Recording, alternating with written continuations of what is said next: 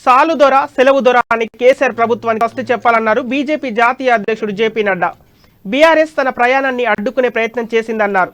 ప్రధాని మోదీ హయాంలో అన్ని వర్గాల ప్రజలకు న్యాయం చేకూరుతుందని తెలిపారు. కరీంనగర్లో జరిగిన బండి సంజయ్ ప్రజా సంగ్రామ యాత్ర ముగింపు సభకు ఆయన చీఫ్ గెస్ట్ గా హాజరయ్యారు.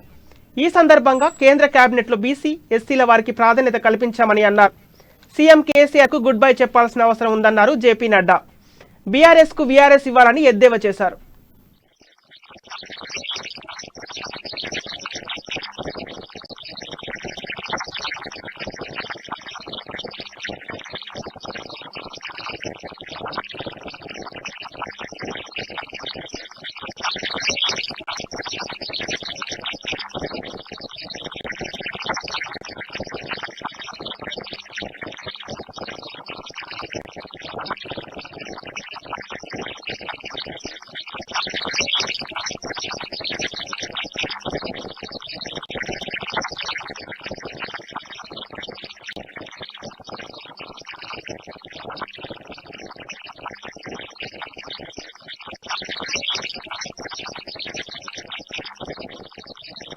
मैं यह भी बताना चाहता हूं कि दूसरे फेज में और तीसरे फेज में और अभी जब मैं आ रहा था तो मेरी यात्रा को भी रोकने का काम टीआरएस ने किया और टीआरएस के लोगों ने किया।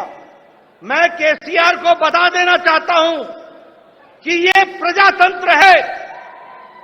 दमन को प्रजातंत्र के अंदर इतिहास के कूड़ेदान में दफन कर देती है ये जनता है। इसको पहचानो, इसको समझो। और इसीलिए मैं ये कहना चाहता हूं कि पार्टी ने इस यात्रा को निकालकर जो लोगों का जन आक्रोश था उसको लोगों के साथ मिलकर के समाज में, देश में, प्रजातंत्र में बताने का काम ये हमारी यात्रा ने किया है। और साथ ही साथ मैं ये भी बोलना चाहता हूं कि आज जब मैं यहां आया हूं तो एक तरफ भारत सरकार मोदी जी के नेतृत्व में चल रही है, जो आम गांव गरीब కరీంనగర్ గడ్డలో పౌరుషం ఉందన్నారు BJP state chief Bandi Sanjay. BJP గెలుపు కోసం కరీంనగర్లో ఎంత కష్టపడ్డారని తెలిపారు. భారత్ మాతాకి జై అన్న నినాదం తెలంగాణ వ్యాప్తంగా ప్రచారం చేయాలని ప్రధాని మోదీ, అమిత్ షా చెప్పినట్లు సంజయ్ అన్నారు.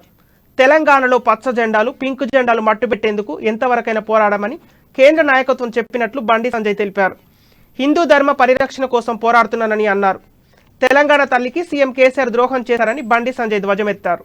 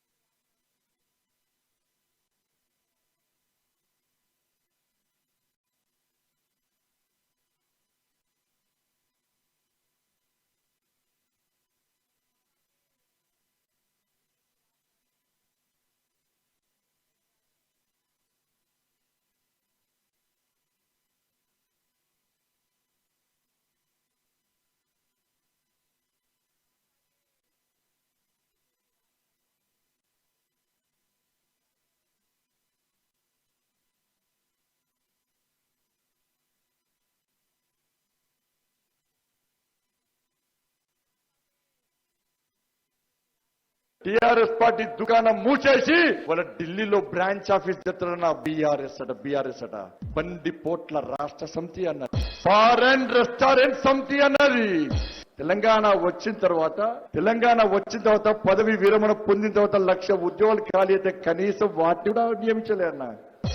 ఏం సాధిస్తామని తెలంగాణ రాష్ట్రం వచ్చిన తర్వాత ఎన్ని నోటిఫికేషన్స్ ఇన్నా రాష్ట్ర ముఖ్యమంత్రి నోటిఫికేషన్ ఇస్తాడు, నోటిఫికేషన్ తప్పు చేస్తాడు కోర్టులో పిటిషన్ ఏం చేయదనే ఇంతవరకు 8 సంవత్సరాలు ఒక నోటిఫికేషన్ ఇవ్వకుండా అసెంబ్లీ జరుగుతానో ఎన్నికలు వస్తానో నోటిఫికేషన్ ఇస్తా అని చెప్పి తప్ప ఒక్కరికి ఉద్యోగాలు నరేంద్ర మోడీ ఇచ్చిన నమ్ముడే 1,46,000 ఉద్యోగాలు 1,46,000 ఉద్యోగాలు నా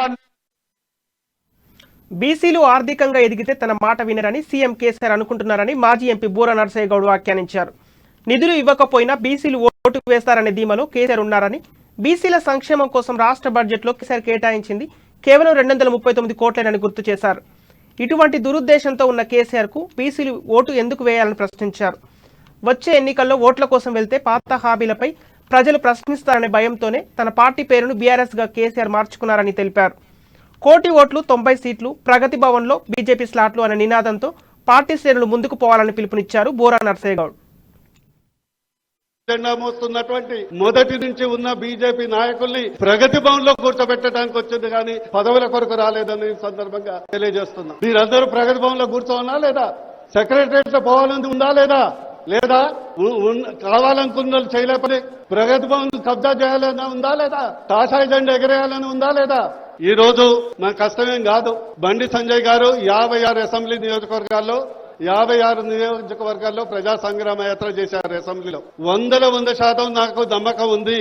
ఆ రోజు మహాత్మా గాంధీ డిండి మార్చి తర్వాత భారతదేశానికి స్వతంత్రం వచ్చిందో, ఈ రోజు ప్రజా సంగ్రామ యాత్ర తర్వాత తెలంగాణ రాష్ట్రానికి ఈ కుటుంబ పాలన, అవినీతి పాలన, నియంత్ర పాలన నుంచి ఖచ్చితంగా విముక్తి పొందుతుందని నమ్మకం ఉంది. మీకుందా లేదా? ఎస్. ఈ రోజు చాలా మంది అతిరథ మహారాజులు ఉన్నారు.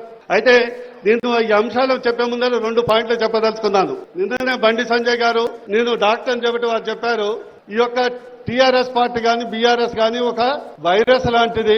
బీజేపీ పార్టీ గట్టే చెప్పండి, వ్యాక్సిన్ లాంటిది. కరెక్టేనా? వైరస్, కోవిడ్ వైరస్ వస్తే ఏమైతుంది? శరీరంలో ఉన్నటువంటి అన్ని అవయవాలు, హార్ట్, లంగ్స్, మెదడు, కిడ్నీలు, లివర్.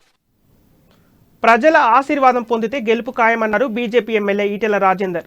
కేసీఆర్ ప్రభుత్వాన్ని బొంద పెట్టేందుకే కరీంనగర్లో సభ నిర్వహిస్తున్నామని అన్నారు. ఒకప్పుడు గొప్ప ప్రాజెక్టు అంటూ కేసీఆర్ ప్రత్యేక బస్సులను కాళేశ్వరానికి వేశారని, కానీ 6 నెలలుగా కాళేశ్వర ప్రాజెక్టుకు ఎవరిని వెళ్లనివ్వడం లేదని తెలిపారు. ప్రాజెక్టు కాంట్రాక్టర్లకు కేసీఆర్ డబ్బులు ఇచ్చారు, కానీ భూములిచ్చిన ప్రజలకు 1 పైసా కూడా ఇవ్వలేదన్నారు ఈటెల రాజేందర్. మార్పుకు నాంది కరీంనగర్ అని, కేసీఆర్ నీకు 8 ఏళ్లలో 1,00,000 కోట్లు ఎలా వచ్చాయని ప్రశ్నించారు. కేసీఆర్ గారు కాళేశ్వరం ప్రాజెక్టు మొదలుపెట్టినాడు. తెలంగాణకు శ్రీరామ రక్ష కాళేశ్వరం ప్రాజెక్టు. ఇది నా మెదట్లో పుట్టిన గొప్ప కల్పన, ఆలోచన అని చెప్పినట్టు కేసీఆర్ గారు మనందరినీ కాళేశ్వరం ప్రాజెక్టు కట్టిన తర్వాత కాళేశ్వరానికి బస్సులలో తీసుకుపోయి ఎంత గొప్ప ప్రాజెక్టు, ఎంత అద్భుతమైన ప్రాజెక్టు, ఇదో మానవ అద్భుతం అని చెప్పినటువంటి కేసీఆర్ గత 6 నెలలుగా అక్కడికి సీమను కూడా పోనిస్తలేడు. పార్టీలు దేవుడు ఎరుగు, సమాజ శ్రేయస్సు కోరేటువంటి వ్యక్తులు దేవుడు ఎరుగు, ఈ రాష్ట్రం బాగుండాలని కోరేటువంటి వాళ్ళు దేవుడు ఎరుగు. ఒక పురుగు కూడా పోకుండా మొత్తం మేడిగడ్డ, అన్నారం, సుల్నిల్ల ప్రాజెక్టు దగ్గర పోలీసు బూట్ల చప్పుడు తప్ప, పోలీసు పారాలు తప్ప అక్కడ మనిషి మాత్రం తిరగనట్లేదు. నేను ఈ వేదిక నుంచి కేసీఆర్ అడుగుతా ఉన్నా, 1,00,000 ఎన్నికల కంటే ముందే టీఆర్ఎస్ ఖతమైందని ఎంపీ ధర్మపురి అరవింద్ అన్నారు. హామీల అమల్లో కేసీఆర్ ప్రభుత్వం ఘోరంగా విఫలమైందన్నారు. బీజేపీకి, మోడీకి వ్యతిరేకంగా కేసీఆర్ బీఆర్ఎస్ పార్టీని పెట్టారని తెలిపారు. బీఆర్ఎస్ కు సిద్ధాంతం, ఎజెండా అంటూ ఏమీ లేదని, కాంగ్రెస్ పొత్తు పెట్టుకునేందుకే బీఆర్ఎస్ ఏర్పాటైందని ఆరోపించారు. ఈ విషయం కార్యకర్తలకు తెలిసింది, కానీ నాయకులే మేల్కోవాలన్నారు. సినీ నటులతో రాత్రి మ్యూజిక్లు వినడం తప్ప కేటీఆర్ ప్రజల్లోకి రాడని అరవింద్ ఎద్దేవా చేశారు. కవిత తన మీద పోటీ చేయాలని, ధైర్యం లేకపోతే కేసీఆర్ ను ఇందూరు నుంచి పోటీకి దిగమని అరవింద్ సవాల్ విసిరారు. ఇక ఇక్కడ రాష్ట్రాన్నట కేటీఆర్ కు అప్పచెప్తారట. ఈ కేటీఆర్ అనేటోడు సాఫ్ట్వేర్ వాళ్ళతో తిరుగుతాడు, బాలీవుడ్ వాళ్ళతో తిరుగుతాడు, సినిమా వాళ్ళతో తిరుగుతాడు, విదేశాలు తిరుగుతాడు, మిడ్ నైట్ మ్యూజిక్ వింటాడు, రాత్రి 2 గంటలకి ట్వీట్లు చేస్తాడు. ఓడికి అర్థం కాడు. అప్పుడు గ్రామాలల్లా ప్రజల మధ్యలో మాత్రం కనబడడు. ఈయనకట తెలంగాణ అప్పచెప్తారట, ఆయననట దేశం మొత్తం తిరగనీకే బీఆర్ఎస్ పార్టీ పెట్టుకున్నాడట. ఇక ఈ మధ్య నా ఇంటి మీద గూండాలను పంపింది. ఎవరు పంపినారు? లిక్కర్. ఈమె తెలంగాణ జాగృతికి ప్రమోషన్ ఇచ్చి భారత జాగృతి అని పెట్టంగానే నేను రాత్రే పార్లమెంటు ఢిల్లీకి వెళ్ళి వచ్చిన, పొద్దున్న లేవగానే కరీంనగర్కి వచ్చిన. సంజయ్ అన్న పాదయాత్ర ఫస్ట్ డే నేనే డ్రైవింగ్ చేసుకుంటా 100 కిలోమీటర్లు తీసుకుపోయి బైన్సాల స్టార్ట్ చేయించి వచ్చిన. ఇవాళ ముగింపు సభకు వచ్చిన. ఇక మధ్యలో పార్లమెంట్లున్నా, పార్లమెంట్ల తెలంగాణకు సంబంధించిన ఎంపీ ఒకడు. రాష్ట్ర ప్రభుత్వం ఎన్ని ఇబ్బందులకు గురి చేసినా బైన్సాలో ప్రజా సంగ్రామ యాత్ర నిర్వహించామని అన్నారు BJP MP Soyam Bapurao. Telangana BJP సంగ్రామ యాత్రను ప్రధాని మోదీ సైతం మెచ్చుకున్నారని గుర్తు చేశారు. కేసీఆర్ తెలంగాణ ప్రజలను అన్ని విధాలుగా మోసం చేశారని ఆరోపించారు. తెలంగాణలో కేసీఆర్ తొండి ప్రభుత్వం పోయి బండి ప్రభుత్వం రావాలని సోయం బాపురావు పిలుపునిచ్చారు.